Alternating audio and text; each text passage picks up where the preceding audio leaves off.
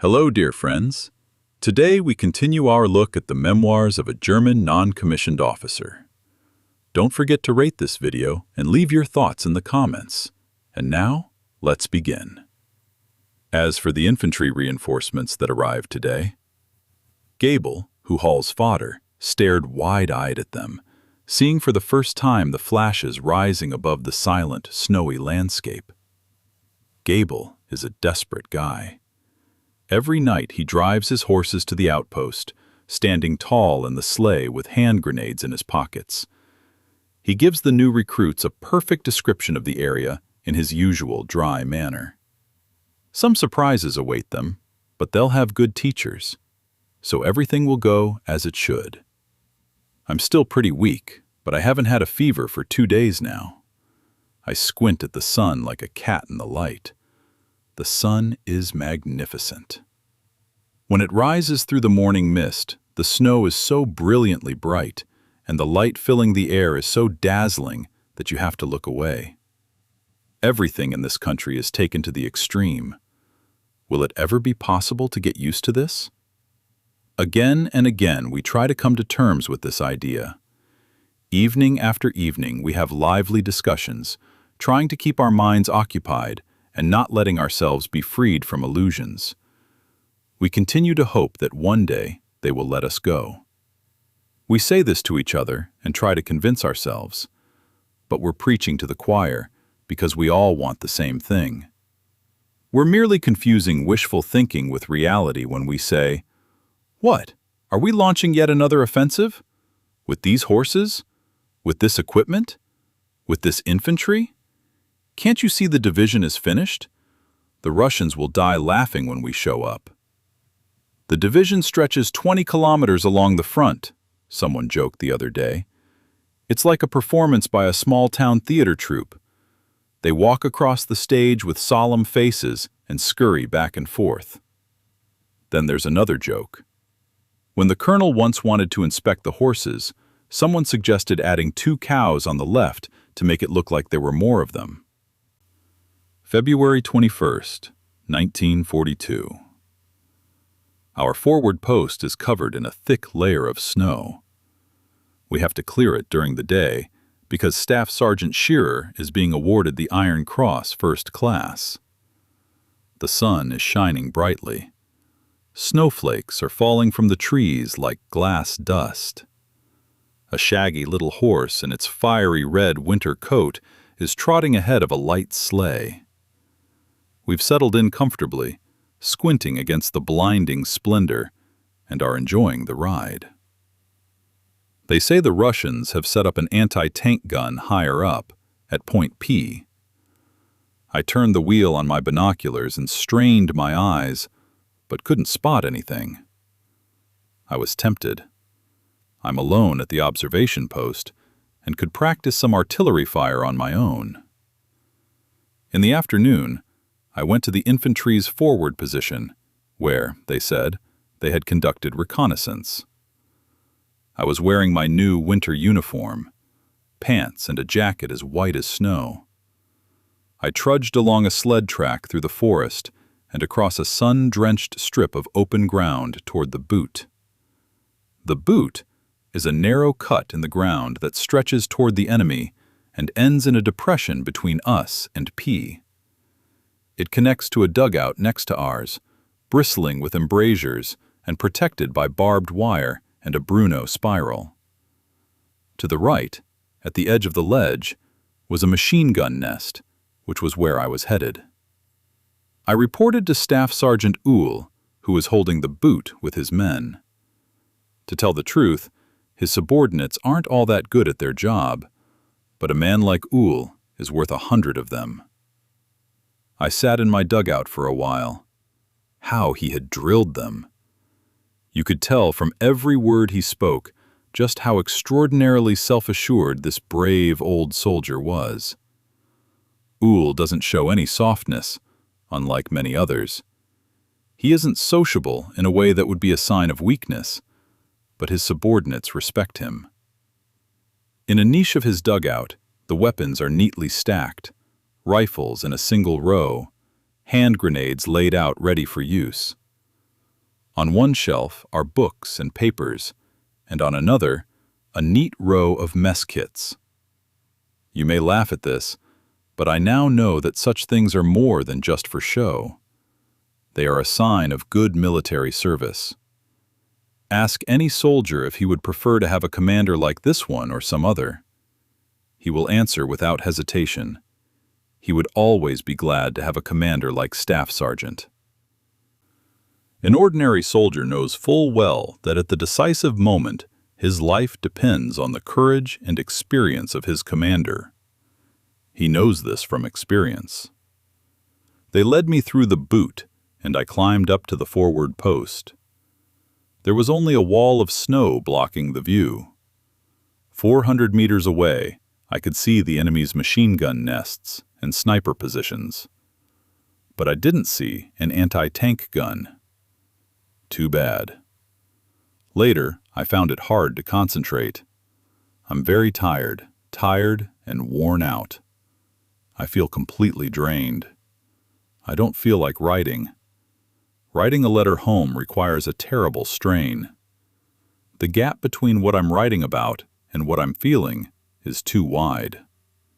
Music on the radio no longer interests me. It gives me no pleasure and brings no relief.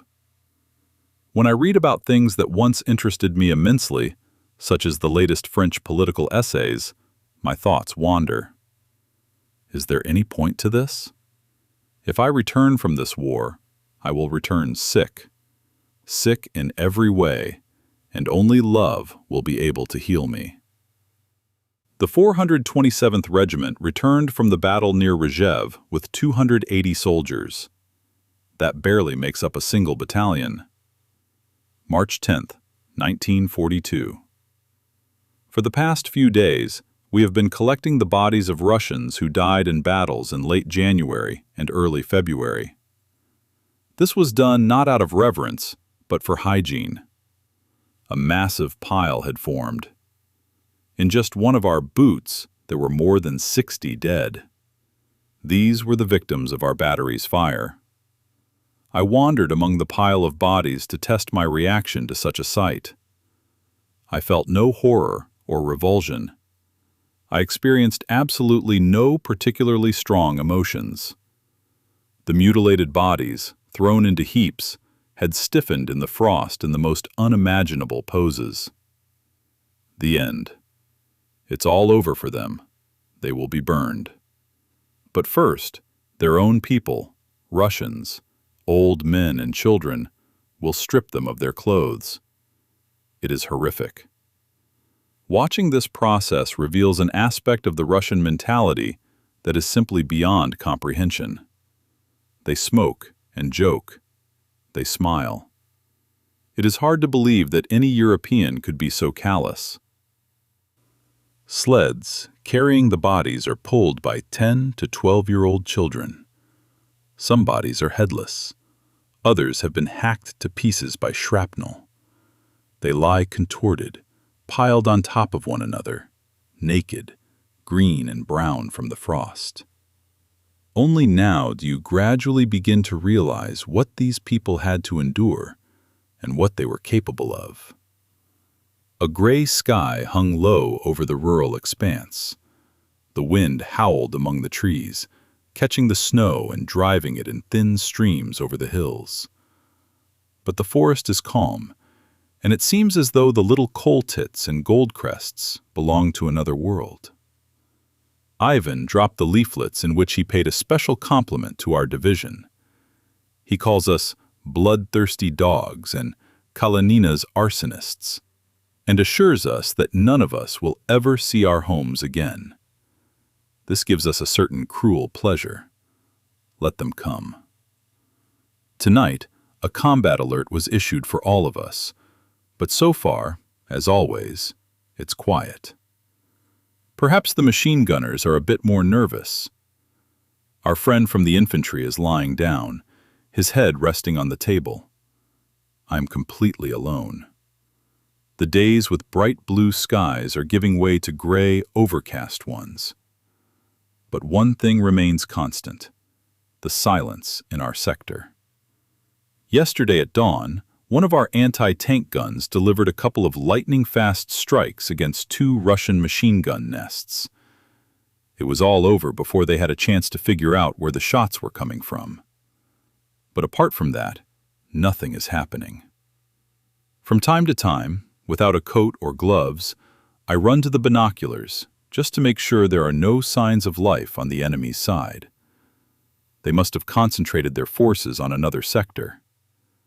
Some distance to the left, a fairly heavy cannonade could be heard this morning. We sit by the fire, picking breadcrumbs out of the tea dregs. We've put a little snow in the kettle to melt it, and a piece of bread is drying on the stove. We sit in silence, our hands resting between our knees. We are often silent here because everything that could be said has already been said. The vast expanses of this country have a way of drawing you into yourself, and at times, when nothing much is happening, our thoughts begin to wander. We have come a long way since those weeks when we eagerly absorbed everything that was happening. Now, our perspective on things is more mature, and we see everything from a broader vantage point. One thing seems true for almost everyone.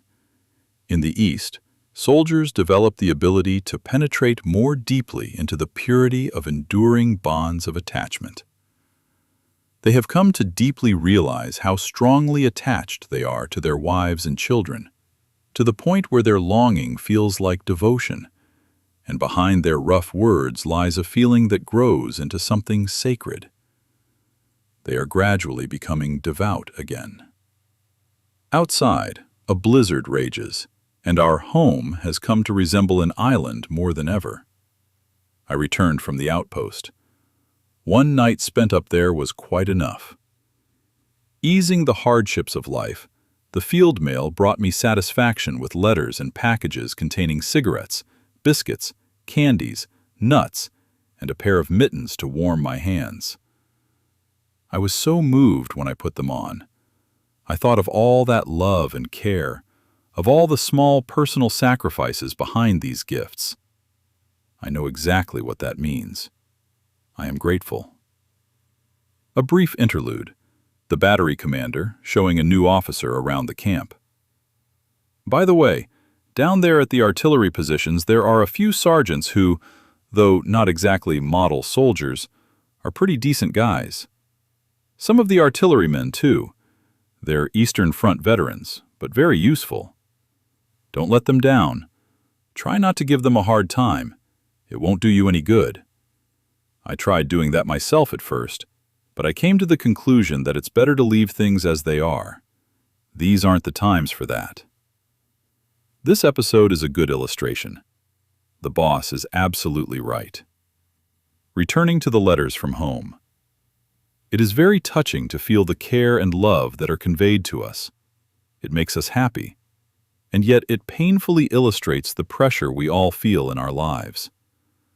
How many passionate thoughts and desires are poured out every hour on this front?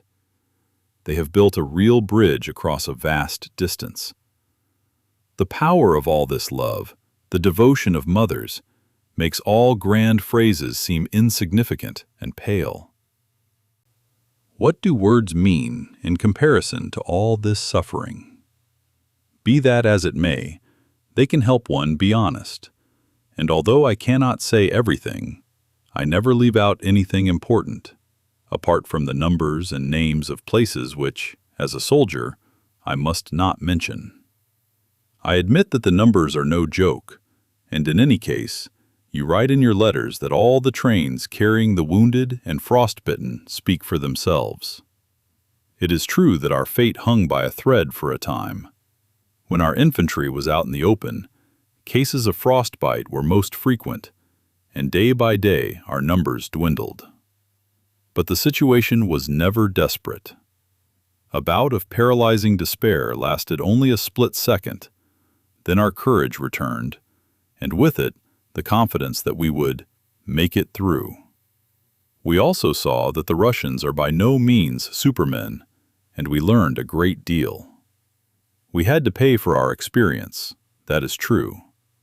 Those who survived from the old brigade now have little to fear that anything will happen to them. The danger exists only for the new recruits. The greatest number of casualties is among them. They have no experience. They cannot recognize signs such as the whitening of the tip of the nose. They do not know how to protect themselves from trouble. Often, after a few days, they have to be sent back, and when I see them on the front lines, harmless and reckless in their childlike innocence, I feel like crying.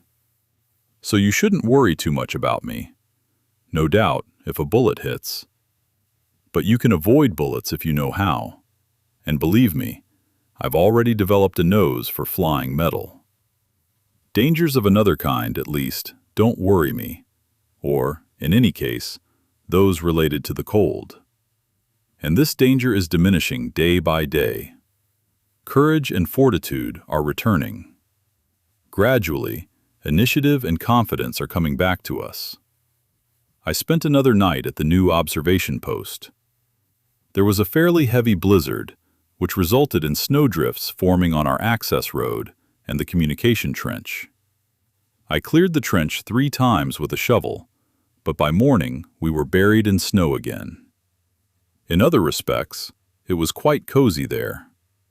We extended the chimney pipe into the trench. After that, there was fantastic draft in the stove.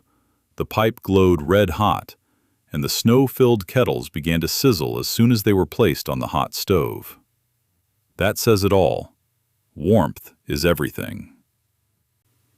During the day, we cleared the road. It's pretty hard work. The sun was shining brightly, and I was soon working in just a short-sleeved shirt. But tonight there was another blizzard. The snow pricks you like fine needles, and tomorrow we'll probably find that all our work was in vain. There are people who get furious over this sort of thing, but I've already decided not to pay any more attention to it. My muscles are sore.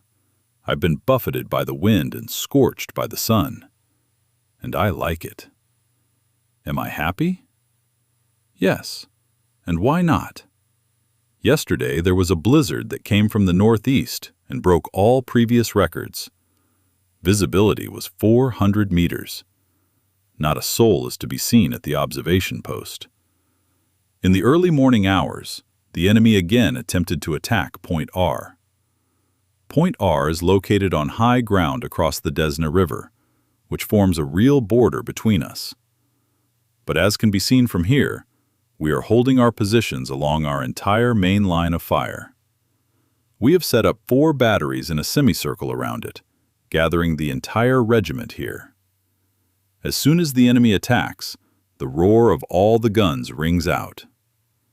The unpredictable weather forced us to send out another observer to watch the right flank of R.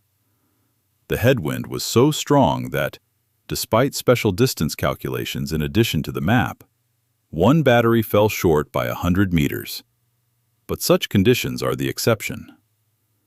I was with Buddha, who, though not really a soldier, was the right man for the job. For 3.5 hours we skied at an angle to the wind, knee-deep in loose snow, blinded by snow crystals. Our scarves tied over our hats had stiffened in the frost, and at one point I worried about the tips of my fingers.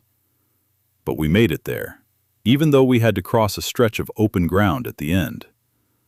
The company was glad to receive the extra help. We went with the forward observer from the light battery, who had already been there for some time. In the neighboring house was the observation post of a mortar battery, with living quarters perfectly equipped in the stable. They had even set up a common room, away from the hole in the ceiling through which wet snow was blowing in. These 2 houses were the last ones still inhabited, although both had their chimneys shot down. Visibility from here was so poor that we lit a fire without hesitation. It became very cozy. As long as there's a fire, we can live. We had a telephone line connecting the mortar positions, the company, the battalion, and our command post. From there, the line ran through our own switchboard to the artillery positions and the crew groups. There wasn't much work to do. I stood in the damaged attic, from where I could watch the guns zeroing in on the target. We could only guess at the target, but again, despite the morning's unsuccessful attempt, the shells were falling about 300 meters short. The wind had picked up even more. Later, when I was combing my hair, my hand was full of snow. The night was quiet. The Russians tried to attack R, but got stuck in the snow after just 200 meters. As a rule, they abandon such attempts because flanking fire is immediately opened on them in response. 2 shells flew out of our stable, one of which hit it. The infantrymen came out of their quarters, fearing that debris from the damaged building might catch fire. They entered our quarters at 2 in the morning. Buddha woke up and heard them say, "Look how soundly those fat bastards are sleeping." He told me about this when we were returning home. We were called back at 9 in the morning. We lined the entrance to the dugout with branches so its inhabitants wouldn't have to walk through the snow anymore. But now it's turning into an icy grotto because of the snow melting around the stovepipe and the warm air rising upward. The communication trench has been filled with snow for a long time. If you step off the barely visible trail, you'll sink waist-deep into the snow. Then you have to jerk yourself onto your back or stomach and roll over to free your legs and keep rolling and crawling like that. That's how you make your way to the snowy trail, from where you dive straight into the dugout, like a fox into its burrow. These snow burrows are something fantastic. From below, only the entrance is visible, with snow swirling around it, glistening in the sun. Light bursts inside like a roaring waterfall over a break in the ice, growing brighter day by day. I took my binoculars and leaned over the snow wall. The wind blew straight into my face, and as I stood there, I thought, it won't be long before I'm completely buried in snow. It lightly dusted my gloves. Snow packed into every fold of my maskalot and filled my hood. It was interesting to watch 2 sentries making their rounds, the wind whipping the hems of their overcoats against their legs, to see the snow swirling and drifting into the Russians' dugouts. A few lost Ivanovs would appear and then vanish in a frenzied dance, crouching as they searched for something, running back and forth.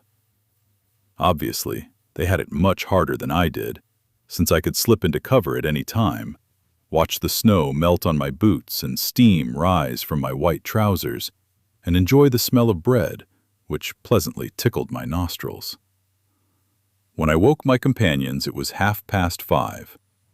The stove gave off all its heat one last time, but then it had to be extinguished, because on a clear day, smoke is visible for many kilometers. It was a clear day, with a piercingly blue sky, sparkling and shining with dazzling splendor. Against the pale sky, a delicate rainbow stood out, formed by ice crystals carried by the wind into the higher layers of the atmosphere. The sun was so warm that I stretched out beneath it to sunbathe. We dug a new trench in the forest, 6 feet deep. As my comrades shoveled the snow, it flashed gold and, sparkling, fell, carried away by the wind. I worried that the Russians might notice. Visibility was excellent. I scanned the area through binoculars and spotted all our field fortifications that I hadn't noticed before. Then we took turns digging, working with our faces turned toward the sun, right up until evening. Now my face is sunburned, and the skin on my cheeks has gone numb. With what delight I washed my face with warm water in the evening and applied cream to my face and hands. How pleasant it was to receive mail. There was a lot of it, and delivery didn't take long. The envelopes bore a postmark dated February 27th. It's wonderful that a real sense of closeness has finally emerged. Meanwhile, the dugout has become even more beautiful. Within the poplar frames, miniatures from the book The Codex Manesse, glowed in red and gold tones, much like Russian icons. There's also a field post box here, and the bookshelf and newspaper rack will be delivered tomorrow. Gradually, everything is finding its place, and we feel right at home. It's a pleasant group, a small circle of a sort of select few, as is often the case at the NP. In the evenings, we talk about art and literature, history, languages and philosophy, and sometimes we recite forgotten poems, reminisce about the past, and dream of the future. We are all of different ages. 2 of us are around 30, and 2 others are about 20. The lieutenant is the middle-aged one among us. He is 24. Different generations, you might think. But no, it's amazing. We share the same ideals, dream of the same things, and desire the same things. We have the same doubts and the same ambitions. But perhaps this isn't surprising, because true values are right here, and they are balanced. High-sounding phrases ring insincere here. A person becomes their true self. Will some inner strength emerge from all this? A significant concentration of power? A turning inward? Can the existence of these forces be acknowledged, and can they once again confirm the measure and value of our lives? This is a question whose answer lies in the future. Right now, we face other problems that need to be solved without pausing to assess their gravity. That's all for today. If you liked the video, please support it with a like and subscribe to the channel. Bye for now, everyone, until we meet again.